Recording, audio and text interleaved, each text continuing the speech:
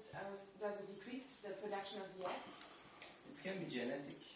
For example, if your mother enters menopause at the age of 55, you also go to around 55. If it goes into 35, you may also go into 35. However, average is about 48 to 52 is the age of menopause. Yeah. But about 10 years before the menopausal age, your eggs start to really deplete and you may not have a baby at all. Overall, around age 35, there's some decline. After 30, it increases. After 40, it's even worse. Some ladies think that they're having a period and they're only, let's say, 44, so they can have a baby until the age of menopause, which is not the case. I underline this again that several years before menopause, you cease to have a baby because of the poor quality of the eggs. But after 35, it's 300,000 to begin with, I said. After 35, it goes down to like 100,000, and then it goes to 50,000. So you may ask, well, if I have 50,000, why do I depleting the eggs? It's a big number, 50,000. Because in every month, when you try to make one egg, you waste hundreds of eggs. Oh, wow, okay. That's why you have very rapid utilization of the eggs. I have an important question. What about birth control? When you take for many years birth control, isn't it also that the egg is not developed during that time? Birth control is no harm at all. Huh. No harm. In fact, sometimes since they prevent ovarian cysts, they can also save your ovaries. Oh wow. Yeah. Okay. But once you stop the pills, you have to maybe 1 month or 2 months break, and then you come to us and we develop your eggs and talk about freezing the eggs. Now, this egg freezing is a new method, new technology, and we are happy with it. Because sperm freezing has been going on for a long time. But egg freezing was more difficult, but it's really very good now. It's called vitrification method. Remember they shock the fish? Yeah. And they can just stay fresh for years. It's the same thing with the egg. But ladies were like the fish. We come as the fishes. Shocking the eggs. A very rapid freezing. So it can be done in any woman as long as they have eggs. But please don't be too late. Yeah. 35 to 30, I think exactly my motivation, because nowadays, ladies, we don't know when it's going to happen. Either you focus on your career, or you haven't found the right man as well, and therefore I think it's a very good idea to prevention. Yeah. Exactly. You actually freeze your youth. Yes. Exactly. Your reproductive youth, at least. Yeah. It's very good. How do we do it? You come to us on cycle day 2. Yeah.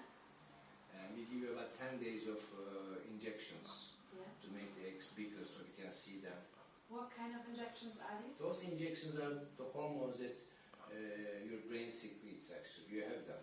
Okay. FSH, LH, these 2 hormones which normally, naturally makes the eggs grow. We also give the same things, but higher dose, so you can have more than 1 egg.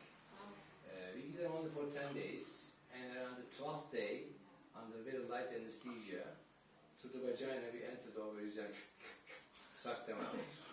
And how many eggs are you collecting in this time? Again, it depends on your egg reserve. Let's say you're very healthy, you produce a lot of eggs, and how many? Having too many eggs is also not very good that one, because it also makes you a little uncomfortable. So ideal is between 8 to 12 eggs. Wow. And how many eggs do we need to have a baby, you may ask? I was about to ask. It depends upon the number, of course. More eggs you have, more chances you have. Of because course. let's say we got 12 Simple eggs. math. We got 12 eggs. Sometimes out of 12 eggs, we get only 10 good ones. When you fertilize them with sperm, out of 10, sometimes 6 is fertilized, etc., etc. You always have some losses along the way. But 15 to 20 total eggs is a very good number. Wow. And it can be achieved maybe in 1 cycle or maybe more than 1 cycle. You don't have to have it, but if you have patience and financial resources, I recommend that you go up to 20 eggs. Okay. So it depends, like how many eggs you were taking. Yes, sometimes we cannot get enough. More than 2-3 eggs. So then you do another cycle of the treatment, another hormone. If possible, yes, we would like to do that. Are there any down effects for the hormone treatment, for example? Only to your budget. Only the budget. Only the budget. Good. Okay. Nothing else. Okay. We can freeze them up to 10 years. Okay. But obviously, I am hoping to get one day normally pregnant, you know, on the normal way. But in case, actually, if it's not possible, then what's the next step? What are you gonna do with the frozen egg? And you know, if I want to have a child, what's the other? With the eggs, we can only do IVF. Okay, which is called In intravitreal. vitro fertilization. Exactly. Or ICSI, which is a better method that we only use ICSI, intracytoplasmic sperm injection, during which we get the egg, we get the sperm under the lab, we fertilize them, and 3 days later or 5 days later we give the embryos into the uterus, so to put the fresh babies into the uterus, so it's a very high pregnancy chance. And that technique is available since 1995, the microinjection technique, and IVF is available for like over 40 years. Yeah, but I'm sure now with all the research and all the development, there is a lot happening in this now. We are very experienced in this. In fact, last year we brought the first IVF baby born in the world at UK to here. Wow. Yes. Oh, the first ever born. Ever born. So yeah. 40 years. It's first 40. 1978 she was born. Wow. Louisa Brown is her Wow. name. Wow. And so she was here. We have a foundation, Infertility Foundation actually, that UNITA and I own. And she came for the presentation of it. She gave us a good lecture. Amazing. She talked about what she had in her life. It was looking at her like she's in a circus or something. It's fascinating, yeah. It was, Now it's very normal and common, but back in the day it was incredible. Very nice speech, very nice. It was a lovely lady.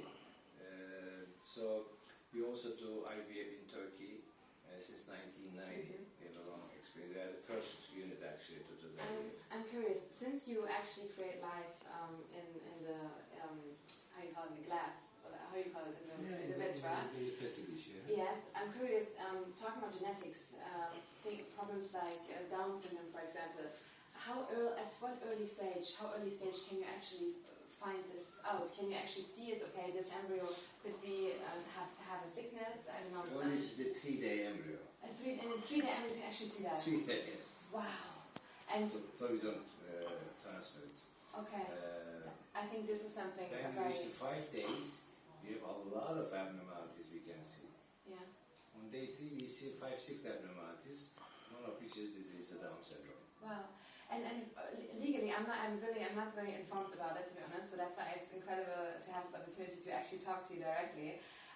Legally, after how many days are you supposed to plant the embryo? Right? Is there a legal There's a legal problem, but we regulation? cannot make them live more than 6 days outside. Interesting. You see, very interesting. You know, it's always good to ask questions. I've never even So thought we, about the process. So we transfer them latest on day 5, sometime on day 6, but not further. Okay. Because when you wait too long, uterus also loses capability. Yeah. Everything should be synchronous at the same time.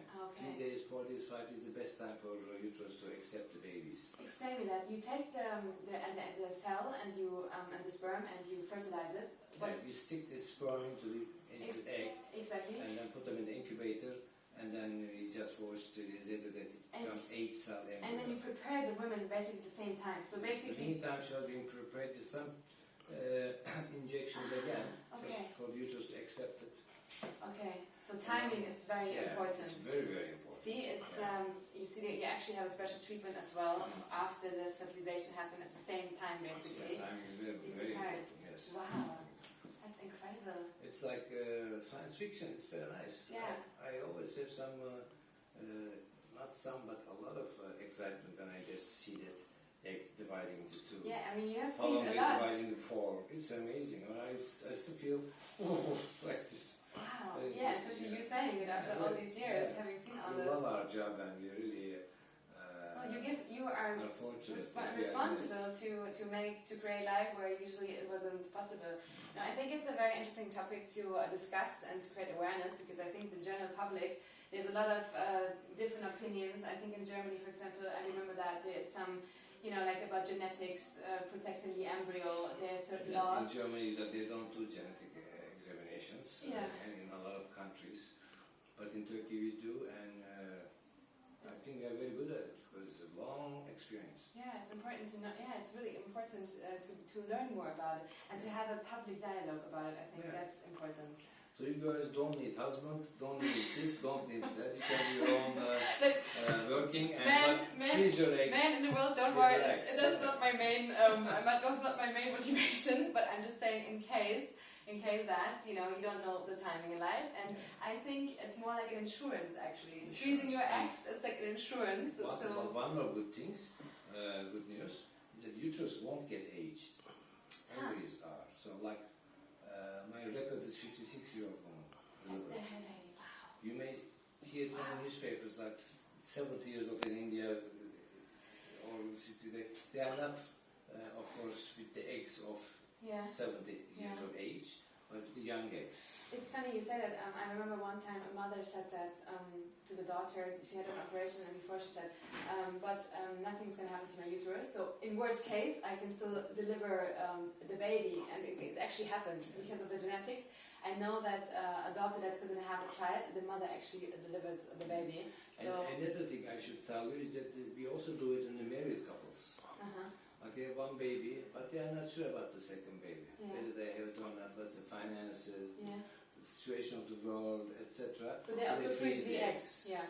No, it's if they don't want it, then we throw them away. No, it's a known thing, and in It's not London. on a single unmarried girl, but it's for the married. No, of course, it's for everybody, for every woman, just having the insurance, not knowing the timing and circumstances. Or for example, let's say another very heavy topic, cancer. And before you have a heavy treatment, then you should also consider to conserve your eggs, because at that time your body is healthier. And it's nothing to be ashamed of. That's why I also, because when some of my friends said, "Oh, do you want to publicly talk about it?" And I think it's something very important to address, we should talk more. And we should talk more about it. Exactly. It's good for the future of the population too. Yeah, absolutely. Younger eggs means better people, less genetic problems. Wow, good point. I didn't even think about it. You're right. And one thing I also wanted to ask, for example, sometimes you do the analysis of the man and the woman, and they're all healthy, but still they can't have a child. And even if you try it, it's not fertile. And still, until today, it's not fully known why. It's unexplained infertility, we call it, and about up to 40% of the couples are unexplained. Wow, it's quite a bit. That's fascinating. Another thing I should tell you is that there's a hormone level called AMH, anti-Mullerian hormone, AMH. That shows your ovarian reserve, how many eggs you got left.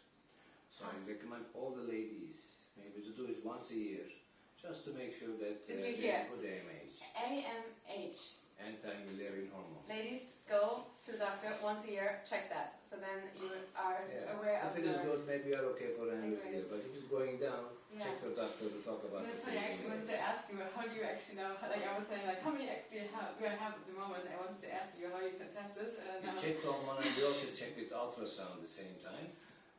You can see it. But it's difficult to go to a doctor and get your ovary check once a year. I wish you should do it, everybody. But if you don't, at least you get this AMH. AMH. And this is our hero that shows a lot of things and really helps the women and to us. Amazing. Wow. Thank you so much. I think I asked everything that's important. No, we covered everything. Is there anything else? And why should the people do this in Turkey? Very important. We are very good. And we are very affordable. Yes, much more affordable. That's exactly another point very important, because a lot of women that would love to do this service, or couples, you should know that, as some of them probably have the issue of it's too pricey, so this is a great thing to know that in Turkey it's much more affordable to do this. Well, thank you so much for your time, really. I learned so much. I thought about it, but I actually would not know all the exact details, and also like how you do the whole therapy, so that was great. Thank you. All right.